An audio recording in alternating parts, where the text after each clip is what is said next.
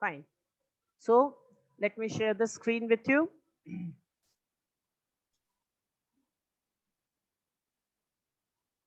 Yes, this is our first chapter, 9th standard, lesson number 6, classification of plants. Now, in this classification of plant chapter, what we have to see, as I have told you earlier, in 9th standard, we have to learn classification of plants, and in 10th standard, we will see classification of animals.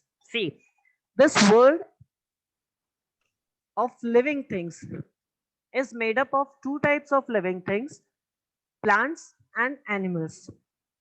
Okay? And in previous classes, we have studied the classification of living organism. हमने पढ़ा था living organisms का classification, हमने छोटे standard में पढ़ा था ना कि all whole living world is divided into two types of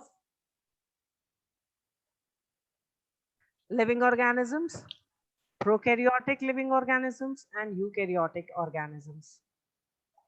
है ना, बताने की जरूरत नहीं है मुझे. प्रोकैरियोटिक मींस ऐसे लिविंग थिंग्स जिनके सेल्स बहुत ही प्रिमिटिव होते हैं, ऐसे सेल्स जिनके अंदर न्यूक्लियस अलग से दिखाई नहीं देता, क्रोमेटिन मटेरियल साइटोप्लाज्म में ही रहता है. तो ऐसे प्रोकैरियोटिक लिविंग थिंग्स कहलाते हैं किंगडम मोनेरा के एनिमल्स. ठीक, हमने ये लास्ट ईयर पढ़ा है 8th स्टैंडर्ड में. Now the second part, that is eukaryotic animals, eukaryotic living organisms. eukaryotic living organisms में prokaryotic के opposite जो सेल होती है, that is completely developed with all the vital organelles inside it. Nucleus is very clear. The chromatin material chromosomes are situated inside the nucleus. Many a time nucleolus is also seen, and cell organelles are clearly seen under compound microscope. Further, eukaryotic animals, eukaryotic living organisms are divided into two categories: unicellular eukaryotic and multicellular eukaryotes. ठीक है, इसमें भी हमने unicellular eukaryotic animals का पूरा study किया. That was kingdom protista. पढ़ा था हमने प्रोटिस्टा, अमीबा पैरामीशियम. ठीक है ना, याद है ना, अमीबा पैरामीशियम हमने पढ़े थे प्रोटिस्टा के अंदर. ये भूल गए आप लोग 8th स्टैंडर्ड का क्लासिफिकेशन, है ना? यस, एनीवन याद है कि भूल गए? भूल, याद है ना? ठीक, किंगडम मोनेरा में हमने पढ़े थे बैक्टीरिया, पढ़े थे fungus, bacteria, viruses. Prokaryotic and living and non living के बीच की कड़ी viruses, then bacteria and fungus पढ़ा था इसके अंदर. ठीक है, algae, fungi.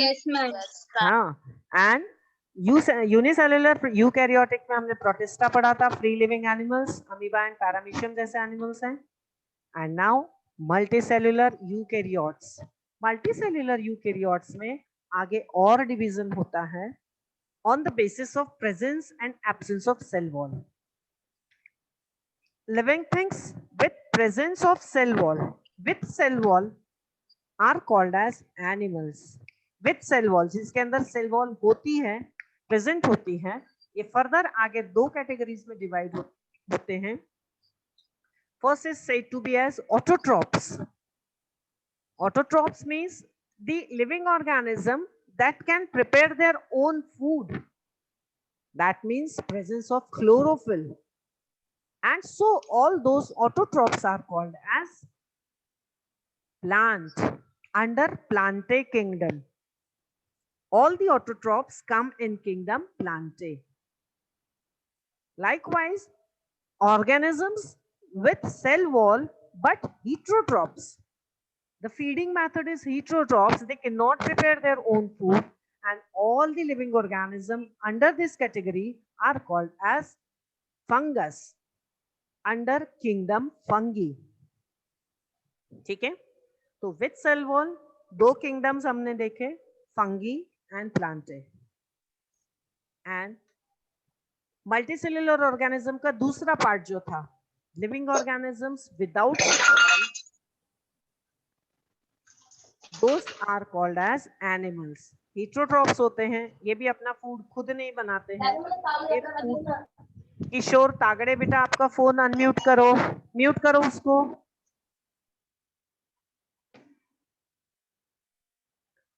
So this is the classification of living organism which we have already studied in last class. इसमें किसी को कोई डाउट? सॉरी, इसमें किसी को कोई डाउट है? No ma'am. नहीं, ठीक है। No ma'am. Yes. So this classification, yes, this classification of living organism is called as Whittaker's classification. Robert Whittaker नाम के साइंटिस्ट ने इस क्लासिफिकेशन को दिया था एंड इसमें पूरे लिविंग ऑर्गेनिज्म को 5 किंगडम में डिवाइड किया। Kingdom Monera, kingdom protista, kingdom Plantae, kingdom fungi and kingdom animalia. ठीक है, so this is called as 5 kingdom classification proposed by Robert Whittaker. Robert Whittaker का ये क्लासिफिकेशन है, 1959 में दिया हुआ था एंड आज भी हम लिविंग ऑर्गेनिजम्स की स्टडी इसी क्लासिफिकेशन पर करते हैं। ना क्लासिफिकेशन की जरूरत क्यों पड़ी, है ना? क्लासिफिकेशन की जरूरत इसीलिए पड़ती है ताकि हम सारे ही इस पूरे वर्ल्ड के जितने भी लिविंग ऑर्गेनिजम्स हैं, इनको उनके कैरेक्टर्स की स्टडी के हिसाब से, उनके कैरेक्टर्स के हिसाब से अलग अलग ग्रुप में रखें ताकि हम उनकी स्टडी प्रॉपर कर पाए। अदरवाइज हम इतने बड़े वर्ल्ड में लिविंग ऑर्गेनिजम्स की प्रॉपर स्टडी कभी नहीं कर पाएंगे अनलेस अनटिल हम उनको प्रॉपर क्लास में डिवाइड ना करें, प्रॉपर ग्रुप में डिवाइड ना करें। एंड प्रॉपर ग्रुप में डिवाइड करके स्टडी करना इज ओनली क्लासिफिकेशन। एंड इस बार अब अपने को क्लासिफिकेशन में प्लांट्स का क्लासिफिकेशन प्लांट है। वंशिका बाल्की बेटा फोन म्यूट करो आपका।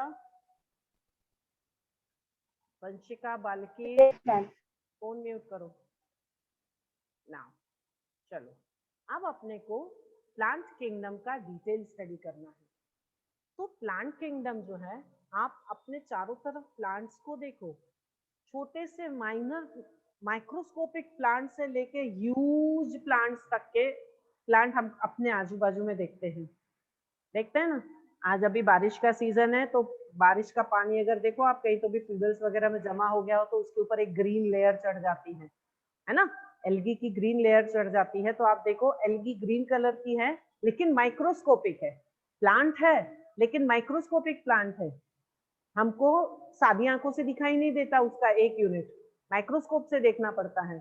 एंड कितने मीटर के ऊंचे ऊंचे बड़े बड़े प्लांट्स, ट्रीज देखने जाओ तो ह्यूज ट्रीज भी हैं, कुछ छोटे हैं कुछ बड़े हैं, कुछ में स्टेम है कुछ में स्टेम ही नहीं है, एंड कुछ में स्टेम है तो इतने वीक है कि उनको सपोर्ट लगता है ना।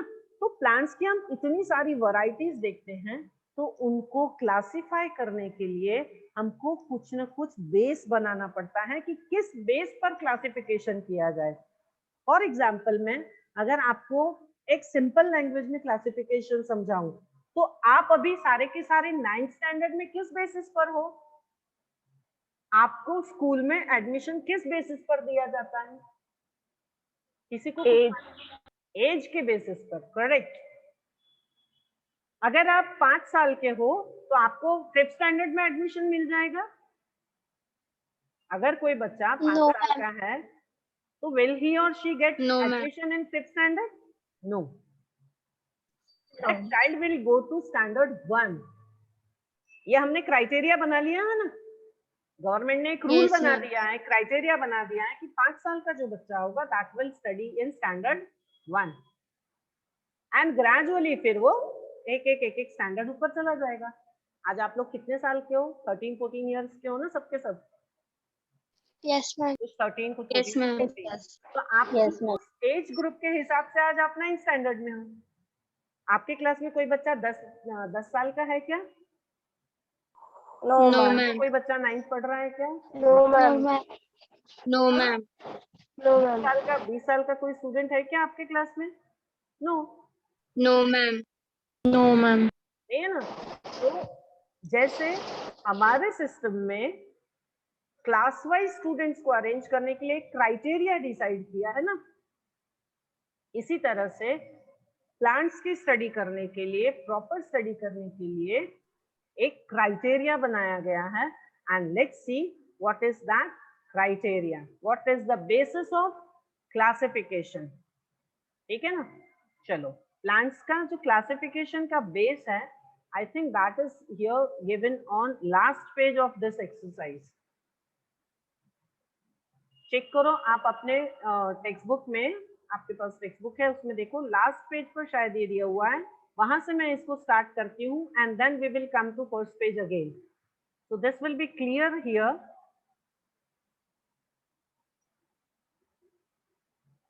हाँ, ये देखो, मिला सबको?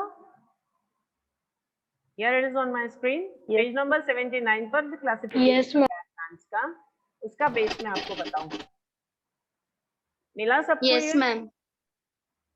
Yes, ma'am. Yes, ma'am. Yes, ma'am. है ना, दिखाई दिया? सी, जो पूरा का पूरा प्लांट किंगडम है, इस प्लांट किंगडम को भी आगे दो पार्ट में डिवाइड किया है, क्रिप्टोगेम्स एंड फेनेरोगेम्स। ठीक है, इन सबके क्या क्या बेसिस है वो मैं आपको उधर आगे के पैराग्राफ से एक्सप्लेन करती हूँ। Cryptogames further divided into Thallophyta, Bryophyta, and Pteridophyta. Phanerogames are further divided into two parts, two groups, Gymnosperms and Angiosperms. And finally, Angiosperms are further divided into dicotyledons and monocotyledons. Terminologies and wordings आपको समझ में आ गए? मैंने जो जो read किया उसके spelling आपको समझ में आए अच्छे से? Plant kingdom divided into two parts, two groups, cryptogames, phanerogames. Cryptogames are divided further into three groups, Thallophyta, Bryophyta, Pteridophyta. Phanerogames divided into two groups, Gymnosperms and Angiosperms. And Angiosperms are further divided into dicotyledons and monocotyledons. Is this clear to everyone? Yes, ma'am. Fine. Yes, Now, come to that page number first again. Yes, ma'am. First page of this lesson. Come fast to that page, so that I will start the class basis of classification, and then in next class we will start cryptogames. See this paragraph. This paragraph tells about the classification criteria and the basis of classification. The presence or absence of organs in the first criteria of classification of plant. Very first part, सबसे पहला criteria रखा गया classification के लिए, that is कि plant के अंदर उसके सारे ऑर्गन्स प्रेजेंट हैं या नहीं है। ठीक है, तो इस बेसिस पर प्लांट्स दो टाइप के डिवाइड हुए, क्रिप्टोगेम्स एंड पैनेरोगेम्स, है ना। अभी हमने प्लांट्स का क्लासिफिकेशन देखा ना, क्रिप्टोगेम्स एंड पैनेरोगेम्स, क्लियर है। तो सबसे पहला बेसिस उनका यही था कि उन प्लांट्स के अंदर जिनमें प्लांट्स के ऑर्गन्स टोटली पूरी तरह से डेवलप नहीं है, they will come in cryptogams, and जिनमें पूरी तरह से डेवलप्ड हैं, दोज विल कम इनटू पैनेरोगेम्स। ठीक है, नाउ इसके बाद प्लांट्स के अंदर क्लासिफिकेशन और किया गया, और दूसरा बेस क्या रखा गया क्रिप्टोगेम्स को डिवाइड करने के लिए? ये रूल रखा गया कि उन प्लांट्स के अंदर जो कंडक्टिंग टिश्यूज हैं, वाटर कंडक्ट करने के लिए एंड फूड कंडक्ट करने के लिए, उसके बेसिस पर प्लांट्स को फिर से डिवाइड किया गया। ठीक है, तो ब्रायोफाइटा, टेरिडोफाइटा, ये अभी हमने क्लासिफिकेशन देखा। एंड उसके नेक्स्ट लेवल पर जो क्लासिफिकेशन दिया था, उसमें देखा गया कि प्लांट्स के अंदर जो सीड्स होते हैं, हाँ, वो सीड्स प्लांट्स के अंदर होते हैं या नहीं होते हैं। होते हैं तो सीड जो है वो सीड कोट में कवर्ड होता है या ओपन होता है। ठीक है ना। एंड जो लास्ट क्राइटेरिया रखा गया था, दैट वाज कि प्लांट्स के अंदर जो सीड होता है उसके अंदर कितनी लीफ होती है। ये फर्दर आपको आगे आएगा तब बताती हूँ मैं आपको कि जो लीव्स है सीड के अंदर, जर्मिनेशन के टाइम पर अगर एक ही लीफ निकलती है तो मोनोकोटिलीडन, दो लीव स्ट्रक्चर निकलते हैं तो डाइकोटिलीडनस सीड होते हैं। ठीक है ना। तो क्लासिफिकेशन प्लांट्स में इस तरह से पूरी तरह से कंप्लीट किया गया. And see I am reading last paragraph of this page number 75. At the higher levels of plant classification, different characters are considered for classification, like depending upon the absence and presence of flowers, fruits and seeds, plants are classified as cryptogames and phanerogames. ठीक है ना.